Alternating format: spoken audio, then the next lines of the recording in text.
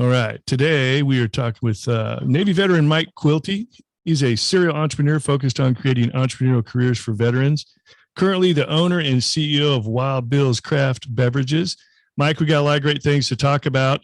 You've had a really good career, coming out of the Navy. Done a lot of different entrepreneurial ventures. A serial entrepreneur. We're really looking forward to hearing about all that. But before we get started, I'd like to hear about what you did in the Navy. Well, thanks for having me, Joe. So I was in from 1988 to 1993. I was 5 and out, so didn't do a career. I was an officer on a fast attack sub, the Desert Storm during that time. Spent most of my time in the Mediterranean, and I can say that I was there for 7 months and never saw a beach the whole time, only through a periscope. Yeah. Navy nuke sub officer, right?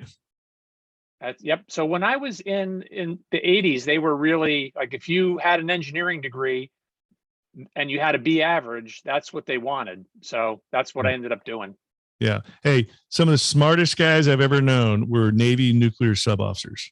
Yeah. Well, not all of us.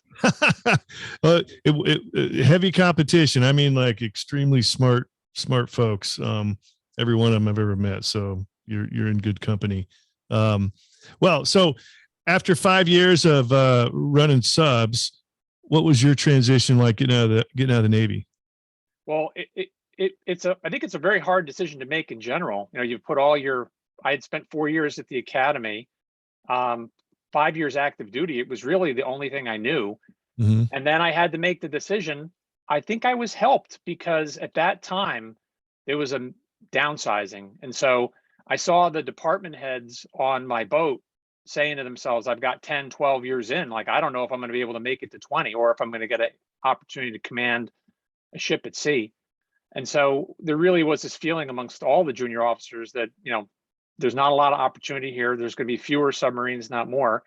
And I was fortunate to have a commanding officer who was really supportive and in fact had gone off to business school while in the Navy. And he sat us all down and said, you guys should really think about this as a path. And I know from my friends who went different paths to getting kind of into the civilian world, it is really, really difficult, can be really, really difficult. But for me, going to business school it made it very easy. And it made it easy because it was kind of a 2-year boot camp in being a civilian. Mm-hmm. And being surrounded by lots of I knew I wanted to go into business, so I went to business school. I was surrounded by a whole bunch of other wonderful people, and the best part is a lot of veterans. And we even had veteran professors who had served in the military, who really, really helped and mentored. So, of course, it was a difficult transition, but boy, going to school, and I don't think it has to be a business school; it could be any school, anything where you're surrounded by civilians, just learning how to talk their language and then learning a little bit about you. Mm-hmm. And so you weren't really going to business school because you wanted to become an entrepreneur and run your own company. You wanted to go into business as an employee or work for other companies, right? Yeah, I think I didn't know what to do. And the smartest person I knew, who was my commanding officer, said, you guys all really ought to think about, going back to school. And it didn't have to be business school. We had folks who went to medical school. We had folks who went to technical school. But in general, like, immerse yourself in school as, for getting back into the civilian world. And when I went to business school, I didn't have a clue what I wanted to do. And it really was 2 things that happened. One is I had a professor who took an interest in me, who really mentored me. And the other piece is we had a lot of guest speakers who came in. And several of them, I can think of, a couple right off the top of my head. They were 2 Army officers in particular who had become entrepreneurs. And just meeting these people and saying, here's somebody who's been through the same experience that I've been through. And now look, they're running a successful tech company. I had never heard of that or thought of that. Nobody in my family was an entrepreneur. I come from a family of a lot of policemen, firemen, and nurses. So my dad worked for IBM. So it was all new to me, but just the such an intense exposure over those 2 years was really wonderful. Yeah. And so what happened in your business career coming out of school? Did you actually jump right into entrepreneurship, or did you go work for somebody else?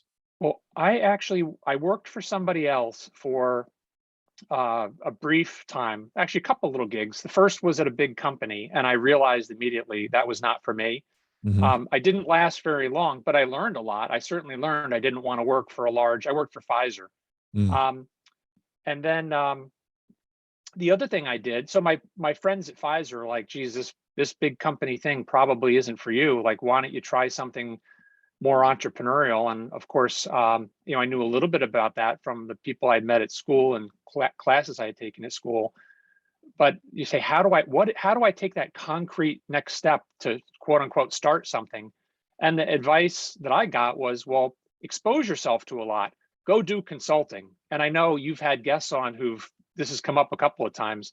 It Yeah, was, absolutely. yeah, it Military was the same. folks make great consultants. I mean, believe I it or not, know. they really do. Even if they Well, didn't have a lot of business experience to begin with. you don't have to have it. Yeah.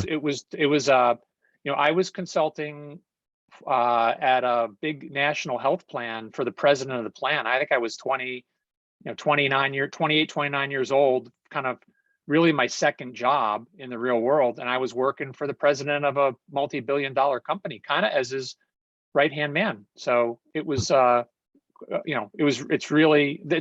you don't appreciate what you learned in the military and how people can value it if they understand it. Hmm. Um, and then, so you might ask the question of the idea of how did I come up with an idea for a company? I only did consulting long enough, and I knew I wanted to start a company. And I also told my friends and people I worked with, hey, long term, I want to start a company. And for me, it was a specific moment in time where I was sitting in a meeting and the client said, we wish we could find a company that did this, and they drew it out on a whiteboard. And we went and looked, and so they said, Quilty, your job is to go canvas the landscape, find somebody that can do that. We'll either buy them or we'll contract with them or we'll start a competing company. And after a couple of months of research, I said, there isn't anybody who does this. Would you, instead of starting it from scratch, what if I started it with and I had a friend who was a doctor. I'm like, what if we start the company? Would you give us a contract? And so, it's a great way to de-risk your step into entrepreneurship. When you got a client, you got a great idea. The Oh idea yeah. came right from the client, and they're willing to pay you to do it. So, Oh not that yeah. it wasn't completely easy. It was very, very hard, but we came out of the gates with with a client, with some revenue, with a pretty well vetted idea. Right. Well, I mean, being in this veteran entrepreneurship game for 8+ years at this point, I don't know how many times, and I've done the same thing. You come up with this crazy idea off on the side all by yourself, and you think this is a great idea. Now I'm going to go try to find somebody that wants that. That's almost like doing it backwards, like how you really should. I mean, what you're talking about is here's a need. There's literally nobody that does this. I'll just create a company that does it. I already know what the need is. All I got to do is fulfill that need, and I'm automatically in. And Yeah, well, there's Joe, there's good news and bad news about that. The good news is that's all completely true. You're starting with something that you know is a need. The bad news is, even if you know it's a need, and even if you have a contract, and even if you have all these good indicators it's going to work, it's so hard. And even with our company, we went 7 years before we made any money. We had to raise friends and family, angels, venture capital. It was hard, and that was with a really kind of well-defined problem to solve. But actually solving the problem was a lot harder than we thought, and it took a long time. no kidding. Yeah. Friends, FFF, friends, family, and fools, right? Where you make money Exactly. from. Yeah, well, they all got lucky. So sometimes it works and sometimes it doesn't. We were really fortunate. Wow.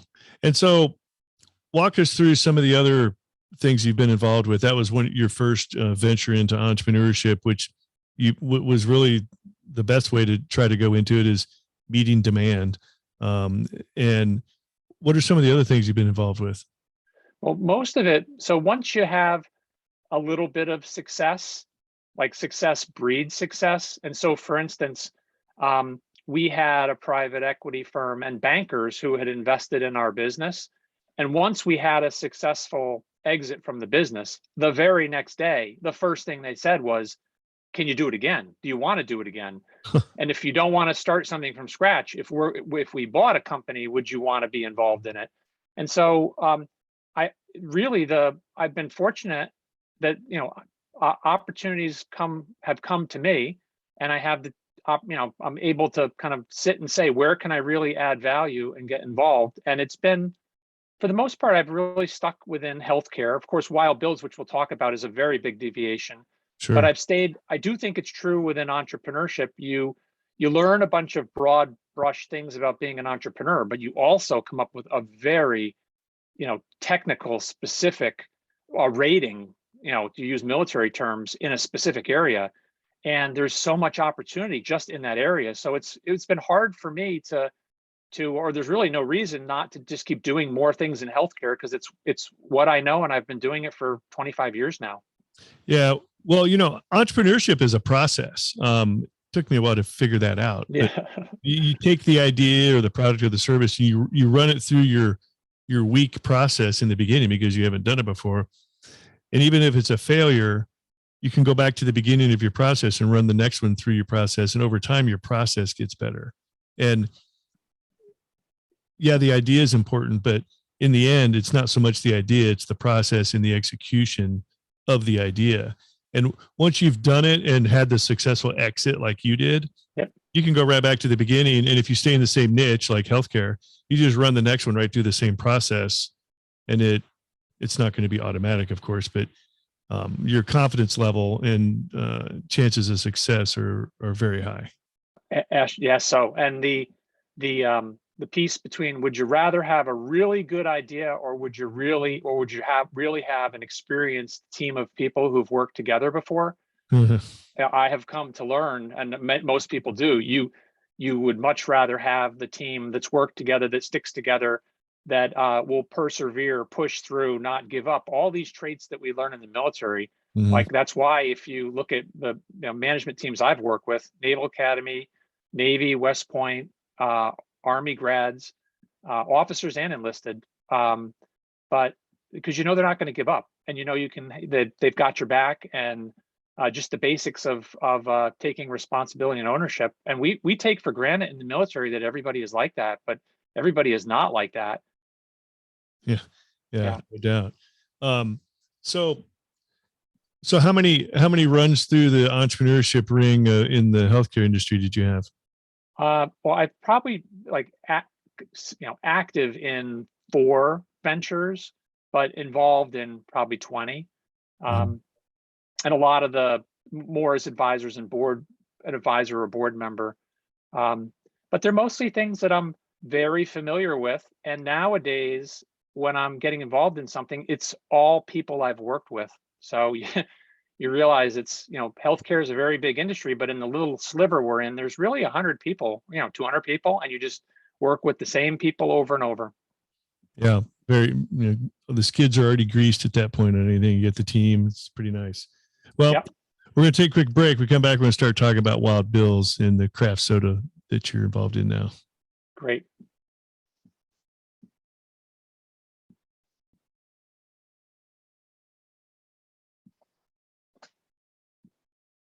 All right, back talking with Mike Quilty.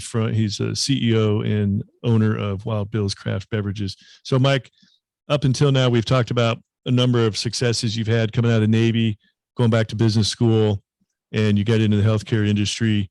Had several good runs with entrepreneurial ventures and exits and everything else. And so, where did the idea for Wild Bills Craft Sodas come from? Because that's a total pivot out of the healthcare industry. So talk about that. Yeah, it's a little bit of a pivot. So 2017, I was kind of reprioritizing where I wanted to spend my time, and I kind of knew in my heart I wanted to put a lot of time into veteran support of some sort, but I wasn't quite sure. I actually had taken some time to volunteer at a event called the Warrior Reunion Foundation, and it's a wonderful not-for-profit that puts together reunions for returning combat veterans. And the weekend that I went was a company of Marines who had recently returned from Afghanistan. And I met these folks and spent a lot of time with them, and came away with this feeling of, here are these wonderful guys and gals, and I understood somewhat. I wasn't a Marine, but I understood somewhat what they had been through and who they were and what they had learned and their skills. And then to realize that many of them were unemployed, and most of them who did have jobs were very much underemployed. And you think of the example of a Marine Corps sergeant who's working in a nursing home in the kitchen, like just it didn't equate for me. At that same reunion, I had a friend come with me, and he had a very small regional seasonal business called Wild Bill's Craft Beverage Company in the Northeast US.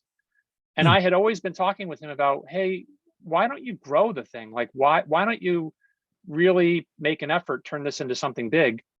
And it was at that reunion that we had a conversation, and he said to me, he's like, Mike, it's really hard to find good people.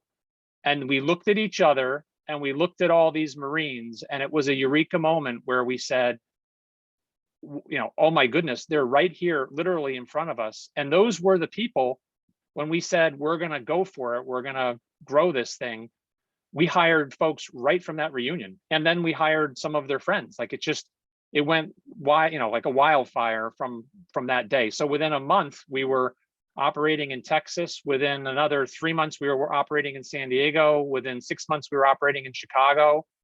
Then we were in Tampa, and we took this little small seasonal regional business, took it national. No kidding. Wow. Wasn't easy, but that's awesome. Yeah, but just how that came about, that just gives me chills thinking about it, where you guys are looking at these Marines and the idea, and it's just like, hey, there it is. It's how it happens sometimes. How it happens. And the interesting part with the business, and we have a photo in our office of the first group of Marines that joined us loading one of our mobile Wild West saloons into a trailer. And on the other side of the paper has a picture of those same Marines loading a howitzer for transport. And we brought together like a unit that was doing something, they were deploying for units, shooting rounds, packing up and coming back. And now we're traveling around the country doing events, moving heavy equipment, leading teams. It's kind of funny how like everyone has said, it's very similar to what we were doing in the Marine Corps. It was very similar to what I'm doing in the Army. Wow, that's awesome. So explain to us how it works from a business, like if some young Marine or anybody else from the military wants to get into Wild Bill's, what are they doing? Are they buying essentially like one of these, like if you're watching this on our YouTube channel, the Veteran on the Move YouTube channel, you can see Mike's background of one of the vehicle. I can't tell if it's a vehicle or a truck or a trailer, kind of like a food truck, but it's all decked out like a Western, like a small Western town. And it's got all this soda stuff and cups and everything else on it. It looks really awesome. Yeah, well, let me describe what this is, and then I'll go through kind of how we've engaged with folks. So it's an event-based business, and we sell premium pure cane sugar craft soda from the stand that you see. And for people who are listening, think of a saloon, a mobile saloon. It opens up, it's got barrels on the side with taps. And folks look at it and say, oh, you guys are here to sell soda, but in fact, we're really there to sell mugs. And so we have commemorative and collectible stainless steel mugs. And when you buy the mug, you get unlimited soda. And if you bring one of those mugs to one of the other events we do anywhere in the country, you pay $5 and get unlimited refills again. So a lot of people collect the mugs. They're commemorative for the event. And in 2019, we did right around 400 events across the country. We do a lot in convention centers, think Comic-Cons, rodeos. We do fairs, festivals, air shows, state fairs. Probably my personal favorite would be the Sturgis Motorcycle Rally in South Dakota. So, but we do big events nationwide. For staff, like you were asking, how do people get involved? Yeah. Our model, we've hired folks, and they start out as an event manager, that start out as event staff, and then they become an event manager, and then they become a territory manager. And then we have folks who just continue to run a territory, or during COVID, we took our slow time to develop a veteran franchise program. So what we'll do is we will discount the franchise fees and finance the equipment for folks. And we're initially offering that to our current employees, and we have several of them opening up in different markets across the country. Mhm. But we don't want to sell a franchise to somebody who has never run a business or never even been our business. Our goal is engage them, hire them part-time, full-time, have them work with us, understand the business, enjoy the business, love the business, and then think about being a franchisee. But if you're going to be a franchisee, we definitely want to be able to, offer discounts. And a big piece is, there's always upfront capital with anything you do. And of course, you can go to the SBA and get a loan, but we're in a position where we can actually provide the financing. So Wow. we've done that for, That's amazing. I don't know. I've had a number of franchisors and franchisees on the show in the past, and I don't know if I've ever recall a scenario where the organization is trying to get people to work within the organization first before you consider being a franchisee. I mean, what a great arrangement. That's awesome. Yeah. Well, we want to, I guess, it's a special kind of person that likes this kind of work where we work on weekends. It's seasonal, so you have ups and downs throughout the year. Mm-hmm. It involves travel, and so it's not for everybody, but for people who like the business, enjoy going out to these shows, enjoy the kind of the mission we're on. It's a really great fit. Yeah. Can you talk a little bit about the business structure as far as you're not really selling the soda, you're actually selling the mugs instead, and then getting the free soda or the $5 all you can drink? And Yeah, what so that came about, like, was the original owner of the Wild Bills, was that his concept or did that come later? that was his concept, and it really was these sort of businesses are very, very hard, and you always have to find like what's your special little take on it. Like where do the numbers suddenly jump off the page and you're like, this suddenly works. And the problem with a lot of, we'll call, in the mobile concessions business, which is kind of what we're in, is having to prepare stuff. So prepare food, serve it, expiration dates, Department of Health. It's really hard. Mm-hmm. And there's only so much food you can put out of a food truck in an 8-hour show. The difference with this is it's usually, there's no prep. Like we have our syrup in bag in a box, which we, you set that up. The mugs are stainless steel. They'll last forever. They don't expire. We don't have any of those expirations. And our price point is around, $30, $35. The secret in the, why Coke and Pepsi are so valuable is when it's your soda, the cost of manufacturing it is low. So for us, the soda is really easy. We have our own soda. We manufacture it inexpensively. So we really, it doesn't cost us a lot to serve the soda. And we make our money on the mugs. Yeah. What a great concept. And you mentioned you can only put out so much food in a food truck, because I see this all the time, like just in restaurants too, but food trucks especially. You spend all your time standing at the window telling them what you want, and you spend a whole bunch more time paying for it, and then you're kind of shoved off to the side waiting for your name. And they spend all their time managing the customers, not even, there's somebody in the back cooking the food, but it just seems like a very inefficient process. And yeah, you're definitely limited by how quickly you can take orders and payments. Yeah, we have no prep. We have no expiration dates on the product, although the syrup does, has a couple of year shelf life on it. Yeah. And the actual dispensing of the product is self-serve. So, amazing. When I first, my friend who had the business, and the first couple of shows I went to, what you saw was long lines, like people waiting in line 20, 30 minutes to buy a mug. The very first thing we did was add more cash registers, do this, have staff go out in the line to explain the offering, so that when you're going to the sale window, it's just swiping your card. Yeah. You're not spending time. And we've been able to just put a lot more people. One is we built a lot of these units, stationed them across the country. And then the other piece is just getting the throughput through. And then for us in the food truck business is really hard in like finding really good shows.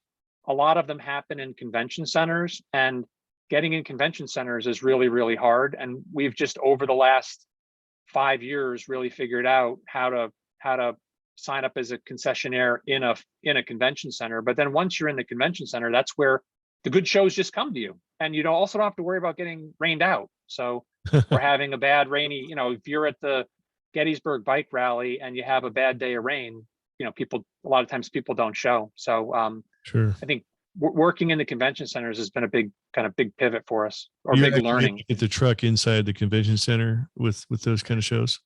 It depends on the convention center. Some of them we can drive a truck in, but we also have the units that slide out of trailers and you can push them. But some of these large convention centers have elevators that you can put a 20,000 pound truck in, and it'll bring it up to whatever floor. Like, it's all this stuff of behind the scenes in convention centers. Nobody would ever know, but it's cool. It's really amazing. That's cool. So if somebody wants more information about getting involved in Wild Bill's, possibly coming to work, and maybe even eventually becoming a franchisee, how do they get a hold of you guys? So the best way is www.drinkwildbills.com, and we'll get back to you promptly.